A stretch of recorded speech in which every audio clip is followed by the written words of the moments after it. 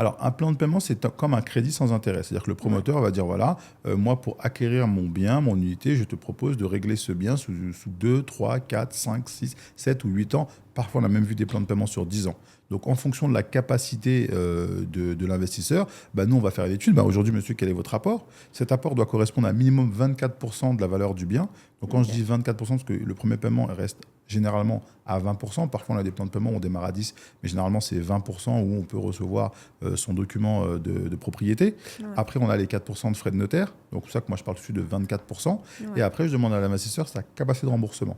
En fonction de sa capacité de remboursement, après, ça me permet de faire un filtre directement sur les possibilités, sur les plans de paiement qui vont coller. Parce que Ok. parfois, on peut. Alors, le plan de paiement le plus souple, ça peut être 1% par mois, parfois un peu en dessous. Ou des fois, ça peut être 10% tous les 6 mois. Ça dépend vraiment du promoteur. Mais en gros, c'est un crédit, un échelonnement de votre paiement pendant la période de construction jusqu'à la livraison et parfois échelonné après la livraison des clés.